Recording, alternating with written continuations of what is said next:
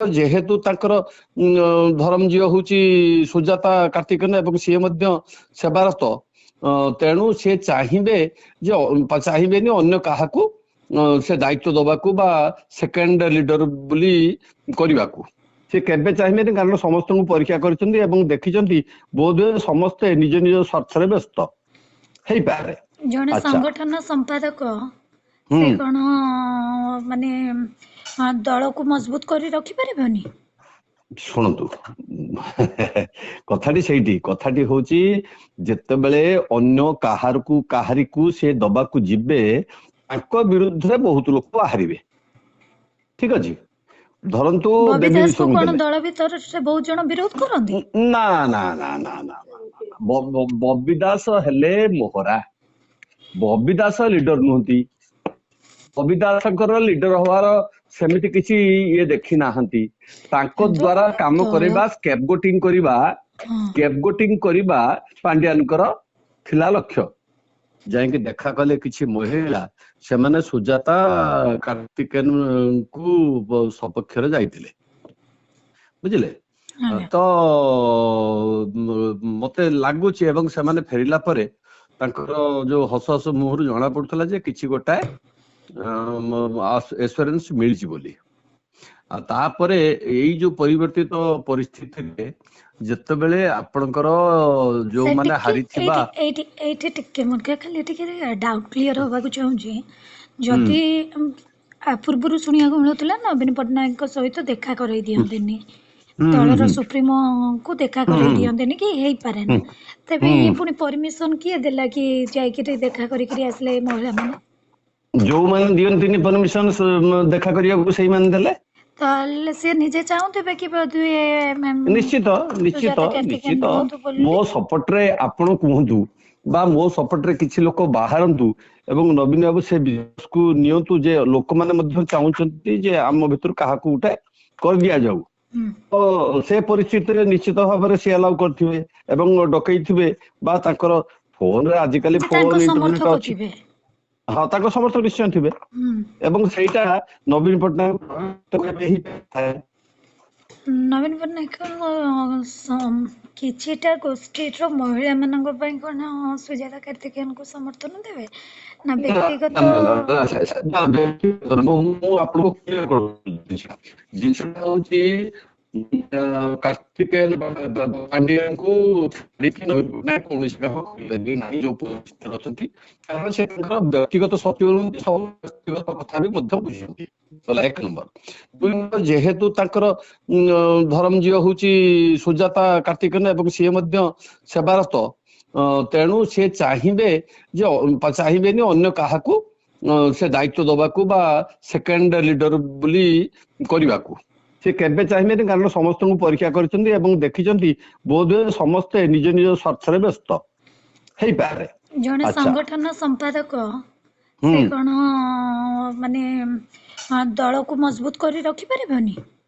ଶୁଣନ୍ତୁ କଥାଟି ସେଇଠି, କଥାଟି ହଉଛି ଯେତେବେଳେ ଅନ୍ୟ କାହାରିକୁ ସେ ଦବାକୁ ଯିବେ ତାଙ୍କ ବିରୁଦ୍ଧରେ ବହୁତ ଲୋକ ବାହାରିବେ। ଠିକ ଅଛି, ଧରନ୍ତୁ ଦେବୀ ବିଷୟକୁ କଣ ଦଳ ଭିତରେ ବହୁତ ଜଣ ବିରୋଧ କରନ୍ତି? ନା ନା ନା ନା ନା ବବି ଦାସ ହେଲେ ମୋହରା, ବବି ଦାସ ଲିଡର ନୁହନ୍ତି। ବବି ଦାସଙ୍କର ଲିଡର ହବାର ସେମିତି କିଛି ଇଏ ଦେଖି ନାହାନ୍ତି। ତାଙ୍କ ଦ୍ୱାରା କାମ କରିବା, ସ୍କେପଗୋଟିଂ କରିବା ପାଣ୍ଡିଆନଙ୍କର ଥିଲା ଲକ୍ଷ୍ୟ। ଯେହେତୁ ମୁଁ ତାମିଲନାଡୁ ଲୋକ, ମତେ ଲୋକ ପସନ୍ଦ କରୁନାହାନ୍ତି, ତେଣୁ ଜଣେ ଓଡିଆ ଲୋକ କାନ୍ଧରେ ବନ୍ଧୁକ ରଖି ଖେଳିବାକୁ ପଡିବ, ବୁଝିଲେ? ତ ସେଇ ମୋହରା ହଉଛନ୍ତି ବବି ଦାସ ଆପଣ କହୁଛନ୍ତି? ନିଶ୍ଚୟ, କାରଣ ମୁଁ ତ ଯାହା ଯେତିକି ସୂତ୍ରରୁ ଖବର ପାଇଛି, ବବି ଦାସ ମଧ୍ୟ interested to join BJP. Can you believe? ଏ ଖବର ମଧ୍ୟ ଆସୁଛି। ଆଉ ବଡ କଥା ହଉଛି ବବି ଦାସ କୁ କେବେ ହେଲେ ସିଏ ସେକେଣ୍ଡ ଲିଡର କରିବେ ନାହିଁ, କାରଣ ବବି ଦାସଙ୍କର ଶତ୍ରୁ ବହୁତ ଦଳ ଭିତରେ, ହଁ ତଳ ସ୍ତର ଏବଂ ତାଙ୍କରି ଭିତରେ ମଧ୍ୟ। ଆଉ ଯୋଉମାନଙ୍କୁ ପାଣ୍ଡିଆନ ଦେଖା କରି ଦଉଥିଲେ ତା ଭିତରେ ମଧ୍ୟ କଣ ବବି ଦାସ ନଥିଲେ କି ସେତେବେଳେ? ଥିଲେ। ତେଣୁ ଯୋଉ ସିନିୟର ଲିଡର ହୁଅନ୍ତୁ ଯାହା ହୁଅନ୍ତୁ ସେମାନଙ୍କ ମଧ୍ୟ ଆକ୍ରୋଶ ରହିଛି। ହୁଏତ ସିଏ ସର୍ବମାନ୍ୟ ନେତା ହେଇ ପାରିବେ ନାହିଁ ବୋଲି ନିଶ୍ଚିତ ଭାବରେ ହୃଦବୋଧ କରିଥିବେ ନବୀନ ପଟ୍ଟନାୟକ। ଯଦି ସୁଜାତା କାର୍ତ୍ତିକେୟନ ହେବେ ମଙ୍ଗ ଧରିବେ, ମୋ ହିସାବରେ ତ କିଛି ଖରାପ ନୁହେଁ। ଯେକୌଣସି ଲୋକ ଯାହାର ଦକ୍ଷତା ଅଛି ଏବଂ ପଛରେ ପାଣ୍ଡିଆନ ତାଙ୍କର ସଂଗଠନ କରିଛନ୍ତି ଏବଂ ତାଙ୍କ ପଛରେ ସେ ରହିବେ, ତେଣୁ ତାଙ୍କରି ସେ ସଂଗଠନ ନେଲେ ବି ତାଙ୍କ ନେତୃତ୍ୱରେ ବା ସରକାର ଭାଙ୍ଗିଗଲା, 24 ବର୍ଷର ସରକାର ଭାଙ୍ଗିଗଲା, ଶୁଣନ୍ତୁ ଶୁଣନ୍ତୁ ଶୁଣନ୍ତୁ କେନ୍ଦ୍ରରେ ଗୋଟିଏ ସେ ବିଲରେ ହଁ ହଁ ହଁ ଠିକ ଠିକ ଠିକ ସେଇ ଆମେ ରହିଯିବା। ସେଇଟା କଣ? ସେଇଟା ଯୋଉ ଅସ୍ମିତାକୁ ନେଇକି ତ ଖେଳିଲେ ବିଜେପି ନିଶ୍ଚିତ ଭାବରେ। ତ ଆମର ଓଡିଆ ଲୋକ ପଲିଟିକ୍ସରେ ଗୋଟିଏ ଗୋଟିଏ ୱାର୍ଡ ଏମିତି ଗେମ୍ କରିଯିବ କି ହଁ ପୁରା ସରକାର ଉପରେ ଆପଣ ଭାର ଦେଖନ୍ତୁ ପଡିଯିବ। ଗୋଟେ ବେଇମାନ ଶବ୍ଦ ଏଇ ଯୋଉ ଆପଣଙ୍କର ଇଏ ନିର୍ବାଚନରେ କେତେ ଇଏ ରଖିଲା, ଯୋଉ ଉପନିର୍ବାଚନ ହେଲା ଖରିଆର ରୋଡରେ, ତ ଗୋଟିଏ ବେଇମାନ ଶବ୍ଦ ହଇରାଣ କରିଦେଲା ବିଜେଡି କି। ସେଇଭଳି ଅସ୍ମିତା ଶବ୍ଦକୁ ନେଇ ବିଜେପି ଆଜି ଆସିଛି। ଅସ୍ମିତା ଶବ୍ଦ ଆସିଲା କୋଉଠୁ? ଅସ୍ମିତା ଶବ୍ଦ ଥରେ ନରେନ୍ଦ୍ର ମୋଦୀ କହିଲେ, କହିଲେ ଯେ ଓଡିଆ ଅସ୍ମିତା ବିପଦରେ। ତ ସେଇ ଶବ୍ଦଟାକୁ ଧରିକି ଏମାନେ ଚାଲିଲେ ଏବଂ ଯେହେତୁ ଜଣେ ବାହାର ଲୋକ ଓଡିଆ ଅସ୍ମିତାକୁ ନଷ୍ଟ କରୁଛି, ତେଣୁ ସ୍ୱାଭିମାନୀ ଓଡିଆ ତାଙ୍କୁ ଗ୍ରହଣ କଲେନି। ତା ଭିତରେ କାଞ୍ଚି ବିଜୟର କଥା ବି ପକେଇଦେଲେ ବୁଝିଲେ, ଯେ କାଞ୍ଚି ବିଜୟର ପ୍ରତିଶୋଧ ନେଉଛନ୍ତି ତାମିଲନାଡୁ ବାବୁ। କାରଣ କାଞ୍ଚି କହିଲେ ଆନ୍ଧ୍ର କେବଳ ନୁହଁ ନା, ସେତେବେଳେ କାଞ୍ଚି କହିଲେ ତାମିଲନାଡୁ ଇଏ ଆଉ ଆପଣଙ୍କର ଇଏ ସବୁ ଥିଲା ନା ଗୋଟିଏ ଏକତ୍ରିତ ହେଇକି।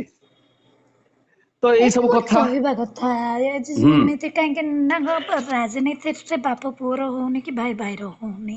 ଏ ହଁ କାଞ୍ଚି ଅଭିଯାନର ଗୋଟେ ଦଶନ୍ଧି କେତେ ନା ନା ଦଶନ୍ଧିର ନା ନା ନା ନା କଥାକୁ ନା ନା ବଡ କଥା ହଉଛି, ଶୁଣନ୍ତୁ, ଓଡିଆ ସବୁ ଭୁଲିଯିବ, କାଞ୍ଚି ଅଭିଯାନକୁ ଭୁଲିବନି।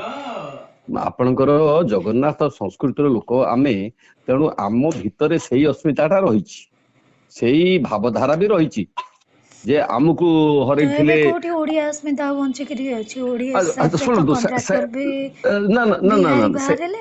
ହଁ ଠିକ ଠିକ ସେଇଟା ଅଲଗା କଥା। ଶୁଣନ୍ତୁ, ବର୍ତ୍ତମାନ ଡବଲ ଇଞ୍ଜିନ ସରକାର, ତେଣୁ ମୋହନ ସରକାର ନିଜ ଏଥିରେ କିଛି ହିଁ କରିପାରିବେନି, ମୁଁ ଆପଣଙ୍କୁ କହିଦଉଛି। ତେଣୁ ଯାହା ସେଣ୍ଟର ଇଏ କରିବ କହିବ ବା ସେଣ୍ଟର ଏପ୍ରୁଭ କରିବ ତାକୁ ହିଁ ସିଏ ନେବେ।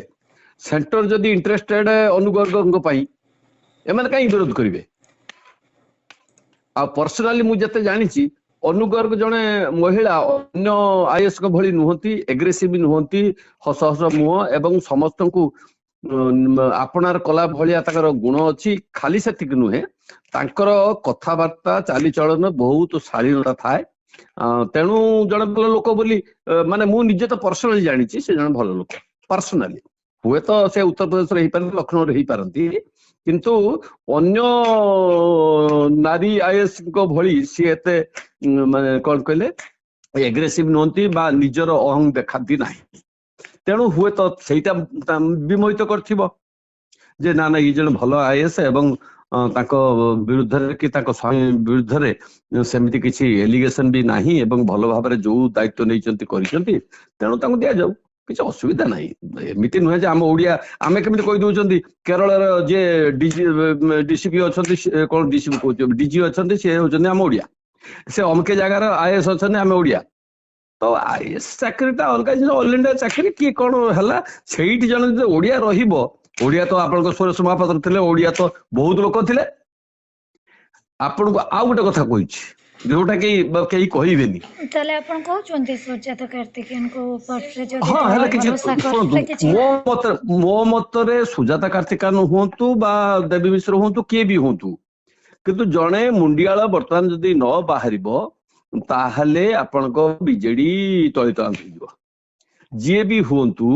ଆଉ ସବୁଠାରୁ ବଡ କଥା ହଉଛି, ଯେତେବେଳେ ପାର୍ଟି ଫଣ୍ଡ, ନିଶ୍ଚିତ ଭାବରେ ସମସ୍ତେ ଜାଣିଛନ୍ତି ପାର୍ଟି ଫଣ୍ଡ ପାଣ୍ଡିଆନଙ୍କ ଇଙ୍ଗିତରେ ହିଁ ସୁରକ୍ଷିତ ଅଛି। ତେଣୁ ଯେତେବେଳେ ଇଲେକ୍ସନ ଲଢା ଯିବ ପାର୍ଟି ଫଣ୍ଡ ଯଦି ଖର୍ଚ୍ଚ କରା ନ ଯିବ ତାହେଲେ କଣ ନିର୍ବାଚନରେ ମାନେ ଅବତୀର୍ଣ୍ଣ ହେଇପାରିବା? ତେଣୁ ଯେତେବେଳେ କଣ୍ଟ୍ରୋଲ ଅଛି ପାର୍ଟି ଫଣ୍ଡ ଉପରେ ଜଣଙ୍କର ଯିଏ ଦାୟିତ୍ୱ ନେଇଥିଲେ ନବୀନ ପଟ୍ଟନାୟକଙ୍କର, ତେଣୁ ସିଏ ନିଶ୍ଚିତ ଭାବରେ ଭାରି ପଡିବେ। ତେଣୁ ତାଙ୍କୁ ଛାଡିକି ଆଉ କାହାକୁ କରିବା ମଧ୍ୟ ନବୀନ ପଟ୍ଟନାୟକ ପକ୍ଷରେ ସହଜ ନୁହେଁ। ଆଉ ସେମିତି ଆପଣ ଆଉ ଗୋଟେ କଥା କହିବେ, ଧରନ୍ତୁ ଚିଫ ସେକ୍ରେଟାରୀ କଥା କହୁଛନ୍ତି, ଚିଫ ସେକ୍ରେଟାରୀରେ ଯଦି ଆପଣ ଧରନ୍ତୁ ଅରବିନ୍ଦ ପାଢୀ ହେବେ କି ଆଉ ଜଣେ କିଏ ହବ, ସେତେବେଳକୁ ଆମ ଭିତରେ ତ ନିଜର ମାନେ ଏକତା ବହୁତ କମ। ସେ କହ ସେ ପୁରା ସେ ପଶ୍ଚିମ ଓଡିଶାର ଲୋକ, ସେ ପଶ୍ଚିମ ଓଡିଶାକୁ ବେଶୀ ଦେଖିଲେ, ବୁଝିପାରିଲେ? ଏଇଟା କେହି କହିବେନି, ମୁଁ କହୁଛି। ସେ ଅମକେଇ ହେଲେ ତା ଘର କୋଉଠି ଆଗରେ ସେ ଦେଖିବେ, ଆରେ ଭାଇ ଆଇଏଏସ୍ ଚାକିରିଟା ହଉଛି ଅଲ ଇଣ୍ଡିଆ ଚାକିରି, ସେ କୋଉଠି ବି ହୁଅନ୍ତୁ ସେ ସମସ୍ତଙ୍କୁ ସମାନ ଭାବରେ ଦେଖିବେ। ମୋହନ ମାଝୀ କେଉଁଝରର ବୋଲି କଣ ଓଡିଶାର ନୁହନ୍ତି ନା କଣ? ବର୍ତ୍ତମାନ ସେ ଆଉ କେଉଁଝରର ନାହାନ୍ତି, ସେ ଓଡିଶାର ମୁଖ୍ୟମନ୍ତ୍ରୀ। ସେଇଭଳି ଯଦି କିଛି ଭଲ ହୁଏ ତେବେ ତାଙ୍କରି ମୁଣ୍ଡରେ ଯିବ, ଯଦି କିଛି ଖରାପ ସମସ୍ୟା ଆସିଲା କିଛି ଶୁଣନ୍ତୁ, ଆପଣ ତ ଜଣେ ଗୋଟେ ସେକେଣ୍ଡ ଲାଇନ ଲିଡରସିପ କରିବେ ନା ନାହିଁ? କାରଣ ଆପଣଙ୍କର ଯେତେବେଳେ ଏଜ ପରମିଟ କରୁନି, ଆପଣ ସେକେଣ୍ଡ ଲାଇନ କରିବେ ନା ନାହିଁ? ମୋ ପୁଅକୁ ମୁଁ ପାଠ ପଢେଇ ମଜବୁତ ରାଜନୈତିକ ଏକ୍ସପିରିଏନ୍ସ ନାହିଁ ନା ସାର୍, ଜଣଙ୍କର କିଛି ଏକ୍ସପିରିଏନ୍ସ ନାହିଁ, ସେ କେମିତି ନାହିଁ ତ ବଢିଆ କଥା କହିଲେ। ରାଜୀବ ଗାନ୍ଧୀଙ୍କର କଣ ଥିଲା ରାଜନୈତିକ ଏକ୍ସପିରିଏନ୍ସ? ସେ ତ ଟୋଟାଲ ରାଜନୀତି ଆସିବାକୁ ଚାହୁଁନଥିଲେ, ଏକାଥରକେ ମା ମଲା ପରେ ପ୍ରାଇମ ମିନିଷ୍ଟର ହେଇଗଲେ। କଣ ତାଙ୍କ ରାଜନୀତି? ବରଂ ସଞ୍ଜୟ ଗାନ୍ଧୀଙ୍କର ଥିଲା, କହୁଛି ନିଶ୍ଚିନ୍ତ ସେ ଗୋଟେ ଜନ୍ମରୁ ବି ଗୋଟେ ରାଜନୈତିକ ମାହୋଲରେ ପଢିଛନ୍ତି। ଭୁଲ କଥା। ଚାଷୀର ପୁଅ ଆଇଏଏସ୍ ହବନି, ଆଇଏଏସ୍ ପୁଅ କେବଳ ଆଇଏଏସ୍ ହବ, ସେମିତି କିଛି କଥା ନାହିଁ। ରାଜନୀତି ଏତେ ବଡ ପ୍ରାକ୍ଟିକାଲ ରାଜନୀତି ଏତେ ବଡ ଜିନିଷ ନୁହେଁ ଯେ କୌଣସି ଲୋକ ତାକୁ ଫଟ କରିକି ଗ୍ରହଣ କରିପାରିବ ନାହିଁ। ତାହେଲେ ଆଜି ନବୀନ ପଟ୍ଟନାୟକ ତାଙ୍କ ଝିଅଙ୍କ ମୁଣ୍ଡରେ ହିଁ ମୁକୁଟ ପିନ୍ଧେ? ହଁ ଦେଇପାରନ୍ତି। ଆପଣ ନବୀନ ପଟ୍ଟନାୟକ କାହିଁକି ଭଲ ପାଇଲେ ମତେ କୁହନ୍ତୁ? କାହିଁକି ତାଙ୍କୁ ପ୍ରଥମେ ଆଣିଲେ? ଅନ୍ୟମାନେ ବିଜୟ ମହାପାତ୍ର, ନଳିନ ମହାନ୍ତି ବା ଦିଲ୍ଲୀପ ରାୟ, ଯୋଉମାନେ ତାକୁ ଆଣିଥିଲେ, କାହିଁକି ଆଣିଥିଲେ? ତାଙ୍କର କଣ ରାଜନୀତି ଏକ୍ସପିରିଏନ୍ସ ଥିଲା? ବିଜୁ ପଟ୍ଟନାୟକ ତ ତାଙ୍କର ପୁଅ ମାନଙ୍କୁ ରାଜନୀତି ଠାରୁ ଦୂରରେ ରଖିଥିଲେ। ଏମାନେ ଆଣିଲେ କାହିଁକି? ନା ଆପଣଙ୍କ ମାନେ ବିଜୁ ପଟ୍ଟନାୟକ ନାଁରେ ଆମେ ଯିବୁ, ଏହା ତ ବିଜୁ ପଟ୍ଟନାୟକ ୱାଜ କଣ ପ୍ରାଇମ ନେତା, ମାନେ ଇନ ଡିସଗାଇଜ। ଆଉ ସେଇ ଭଳିଆ ନବୀନ ପଟ୍ଟନାୟକ ଯେତେବେଳେ ରାଜନୀତିକ ହେଇଗଲେ ଏବଂ 24 ବର୍ଷ ଶାସନ କଲେ, ତାଙ୍କ ନାଁରେ କାହିଁକି ଦଳ ଅନ୍ୟ ଦଳ ଚଳେଇ ପାରିବନି? ଯେମିତି ନବୀନ ପଟ୍ଟନାୟକ ଲିଗାସି ବିଜୁ ଲିଗାସିକୁ ଚଲେଇଲେ, ସେଇଭଳି ଭାବରେ ଯେକୌଣସି ଲୋକ ନବୀନ ପଟ୍ଟନାୟକ ଆଖି ଆଗରେ ରଖିକି କାହିଁକି ଚଳେଇ ପାରିବନି? ଯିଏ ବି ହୁଅନ୍ତୁ, ମୋ କହିବା କଥା ହଉଛି ଯିଏ ହୁଅନ୍ତୁ। ଅସଲ କଥା ହଉଛି ବିଜେଡି ଯଦି ବଞ୍ଚିବାର ଅଛି ବା ଲୋକ ଲୋଚନରେ ରହିବାକୁ ଅଛି, ତାହେଲେ ନିଶ୍ଚିତ ଭାବରେ ସେକେଣ୍ଡ ଲାଇନ ଲିଡରସିପ ଦରକାର, ଯିଏ ବି ହୁଅନ୍ତୁ। ବୁଝିଲେ? ସୁଜାତା କାର୍ତିକେୟନଙ୍କୁ କଣ ସେମାନେ ସେତିକି ଆକ୍ସେପ୍ଟ କରିପାରିବେ? ଦଳରେ ଯୋଉମାନେ ବିରୋଧ କରୁଥିଲେ ହୁଏତ ନବୀନଙ୍କୁ ବଢିଆ କଥା କହିଲେ। ସମର୍ଥନ କରିବେ। ଠିକ ଅଛି, ମୁଁ ଥିଲି, ମୁଁ ବି ଇଣ୍ଟରେଷ୍ଟେଡ ଥିଲି। ମୁଁ ଧର ମୁଁ ସୁଜାତା ପାଟିକରଙ୍କୁ ଗ୍ରହଣ କରିପାରୁନାହିଁ, ମୁଁ ବାହାରି ଯିବି। ଓକେ, ଯେତେବେଳେ ଏକ୍ସକ୍ଲୁଜନ ହବ ଇନକ୍ଲୁଜନ ବି ହବ ନା ହବନି? ଆପଣ ଭାବୁଛନ୍ତି ଅନ୍ୟ ପାର୍ଟି ମାନଙ୍କରେ ସମସ୍ତେ କଣ ଖୁସିରେ ଅଛନ୍ତି? ଦଳ ଭିତରେ ରାଜନୈତିକ ଦଳ ଭିତରେ ଗୋଟେ ଅନ୍ତକନ୍ଦଳ, ମତଭେଦ, ମତାନ୍ତର ରହିବ। ତେଣୁ ଯେତେବେଳେ ଏକ୍ସକ୍ଲୁଜନ ହଉଛି, କିଏ ବାହାରି ଯାଉଛନ୍ତି, କେହି ତ ପୁଣି ଏଇ ମୌକା ଦେଖିକି ଇନକ୍ଲୁଜନ ହେବେ ନା ହେବେନି? ନିହାତି ହେବେ। ବାସ୍, ଯଦି ସିଏ ହେବେ, ନୂଆ ଲୋକ ସଭ୍ୟ ଆସିବେ, ନୂଆ ଇଏ କରିବେ, ଯଦି ମାନେ କରିବାର ଅଛି। କିନ୍ତୁ ଆପଣଙ୍କର ଆକଳନ ଗୋଟିଏ ଆଡକୁ ଅଙ୍ଗୁଳି ନିର୍ଦ୍ଦେଶ କରୁଛି ସାର୍, କି ଆଜିର ମୁକୁଟ ବୋଧହୁଏ ଦଳ ଶୀର୍ଷ ହେଇପାରେ ନିଶ୍ଚିତ ଭାବରେ। ମୋର ଆଶଙ୍କା ନିଶ୍ଚିତ ଭାବରେ 55 ରୁ 60% ରହିବ, ଡିକ୍ଲେୟାର କରିପାରନ୍ତି। ଯଦି ଡିକ୍ଲାର ନ କରନ୍ତି ଦଳ ବି ପାଇଁ ତାହେଲେ ଆଚ୍ଛା ତାହେଲେ ସାର୍, ମଧ୍ୟ ଯଦି ତାହେଲେ ଆପଣଙ୍କ ମଧ୍ୟ ଆକଳନ ସତ ହୁଏ ତେବେ ଆଜ୍ଞା ଦଳ ପାଇଁ ଏହା କେତେ ଦୂର ଯଥାର୍ଥ ରହିବ କି ନା, ନେତା ପୁରା ଅଛନ୍ତି ପୁରା ସେମାନେ ମନଉଣା ନା ନା କରିବେନି? ନା ନା ପୁରା ପୁରା ଯଥାର୍ଥ ରହିବ। ମନଉଣା କିଛି ତ ମନଉଣା କରିବେ। ଯେତେବେଳେ ବିଜୟ ମହାପାତ୍ରଙ୍କୁ ବାହାର କରିଦିଆଗଲା, ନଳିନୀ ମହାନ୍ତିଙ୍କୁ ବାହାର କରିଦିଆଗଲା, ସେମାନେ କଣ ମନ ଦୁଃଖ କରିନଥିଲେ? ତଥାପି ତ 24 ବର୍ଷ ଶାସନ କଲେ ନବୀନ ବାବୁ। ମନ ଦୁଃଖ ତାଙ୍କ ଏଠି ଉପରେ ଏଠି ଶୁଣନ୍ତୁ, ପାଣ୍ଡିଆନଙ୍କ ଷ୍ଟ୍ରାଟେଜିରେ କିଛି ଫରକ ପଡିବନି? ମୁଁ ଭାବୁଛି କିଛି ଫରକ ପଡିବନି। ହୁଏତ ଓକେ। ସିଏ ନିଜକୁ ବଦଳେଇ ଦେଇଥିବେ କିଛି, ମୁଁ ଭାବୁଛି ନିଶ୍ଚିତ ଭାବରେ ତାଙ୍କ ଷ୍ଟ୍ରାଟେଜି ବଦଳେଇ ଦେଇଥିବେ ଯଦି ହୁଅନ୍ତି।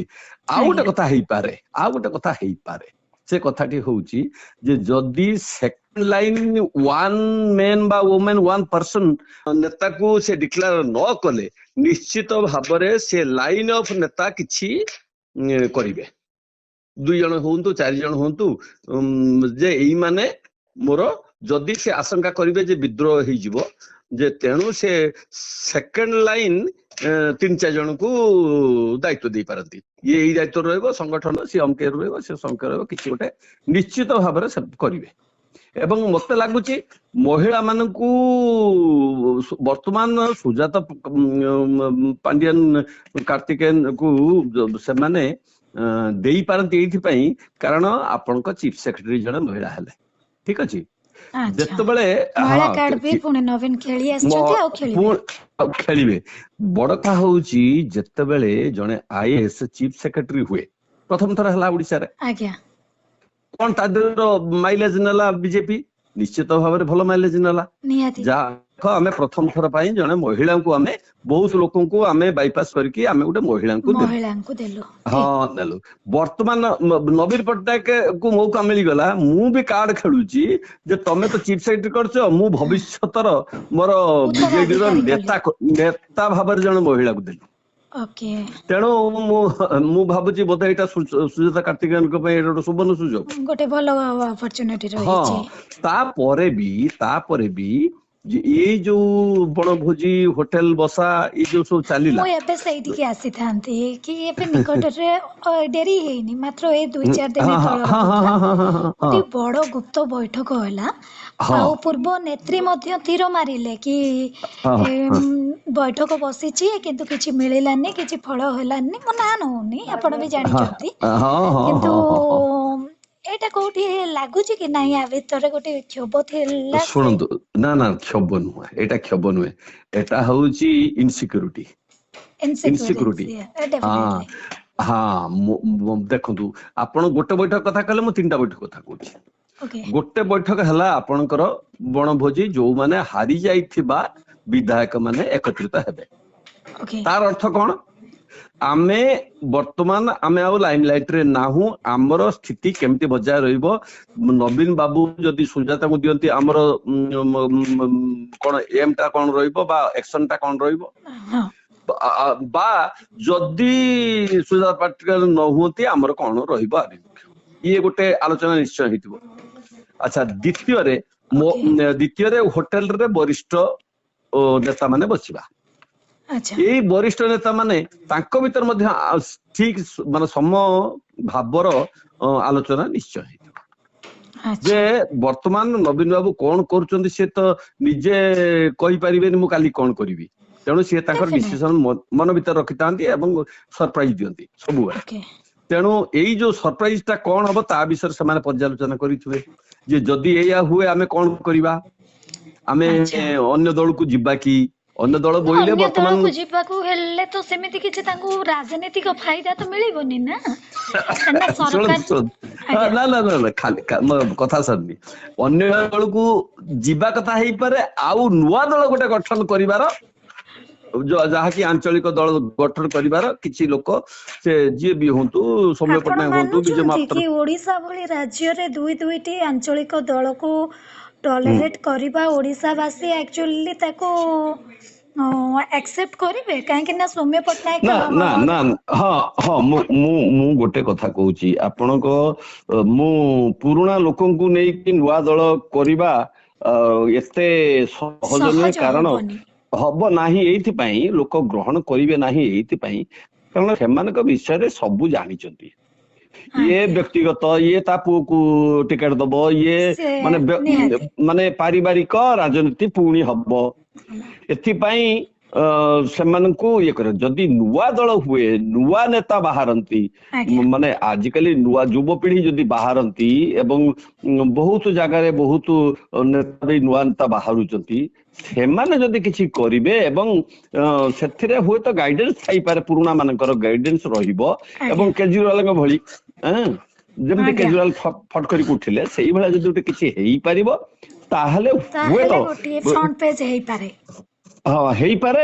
ଏବଂ ଏତେ ସହଜ ନୁହେଁ ବର୍ତ୍ତମାନ ବିଜେପିର ଆଭିମୁଖ୍ୟ ଏବଂ ବିଜେପିର ଯୋଉ ଭଳି ଭାବରେ ଇଏ ଚାଲିଛି, ତାଙ୍କୁ ଏତେ ଶୀଘ୍ର ହଟେଇବା ବି ସହଜ ନୁହେଁ, କିନ୍ତୁ ଗୋଟେ ମୂଳଦୁଆ ପଡିପାରିବ। ନିହାତି। ଆଉ ମୂଳଦୁଆ ବୋଧେ ଆଉ ପଡିପାରିବ। ମାତ୍ର କେତେଟା ସମୟ ପରେ, ମାତ୍ର କେଇ ଘଣ୍ଟା ବ୍ୟବଧାନ ପରେ ଜଣା ହଁ ପଡିବ ବାସ୍ତବରେ ନବୀନ ପଟ୍ଟନାୟକ ନିଶ୍ଚୟ। ଦଳଗତ ନିର୍ବିଶେଷରେ କାହାକୁ ବିଶ୍ୱାସ କରନ୍ତି ଆଉ କାହାକୁ ଆଉ ଉପରେ ହଁ ହଁ ଭରସା ବିଭାଜନ କରିବେ। ନିଶ୍ଚୟ। କାହିଁକି ନା 24 ବର୍ଷ ସରକାରରେ ହୁଁ ରହିଲେ ହୁଁ ସତ, ହୁଁ କିନ୍ତୁ ହୁଁ କୋଉଠି ନା କୋଉଠି ତାଙ୍କର ନିଜ ନେତା ଆଉ ହୁଁ କର୍ମୀଙ୍କ ଉପରେ ବୋଧହୁଏ ହୁଁ ସେତିକି ବିଶ୍ୱାସ ନାହିଁ। ହୁଁ ନା ଆଉ ସେତିକି ବିଶ୍ୱାସ ନଥାଉ। ଶୁଣନ୍ତୁ, ଗୋଟେ ଆଜ୍ଞା ଗୀତ ଥିଲା, ମୁଁ କହିଦଉଛି, ଭଲ ପାଅ ଯଦି ମତେ ମିଛରେ ମିଛରେ, ଭରସା ବି ଦିଏ ଟିକେ ମିଛରେ ମିଛରେ। ଆଚ୍ଛା ବୁଝିଲେ? ଏବେ ମୋ ଆଜ୍ଞା ବକ୍ତବ୍ୟଟାକୁ ଆପଣ ଠିକ ଭାବରେ ଧରି ନେଇଥିବେ ଆଜ୍ଞା ଯେ ଆଜ୍ଞା ଆଜ୍ଞା ଯଦିଓ ମୁଁ ଆପଣଙ୍କୁ ଭଲ ପାଏନି ଅନ୍ତରରେ, ଆଟଲିଷ୍ଟ ଭଲ କିନ୍ତୁ ପାଉଛି ବୋଲି ତାର ଗୋଟିଏ ବୋଲି ମୁଁ କହୁଛି, ମାନେ ସେଇଥିପାଇଁ କହିଲି ଭଲ ପାଏ ଯଦି ମତେ ମିଛରେ ମିଛରେ ଯଦି ଭଲ ପାଉଥାଅ, ଟିକେ ବି ମିଛରେ ଭରସା ଦିଅ। ସାର୍ ମୋ ଶେଷ ପ୍ରତିକ୍ରିୟାଟି ଟିକେ ଆପଣଙ୍କ ପାଖରୁ ଗୋଟେ ହଁ ସଂକ୍ଷେପରେ କୁହନ୍ତୁ। ନବାକୁ ଚାହିଁବି।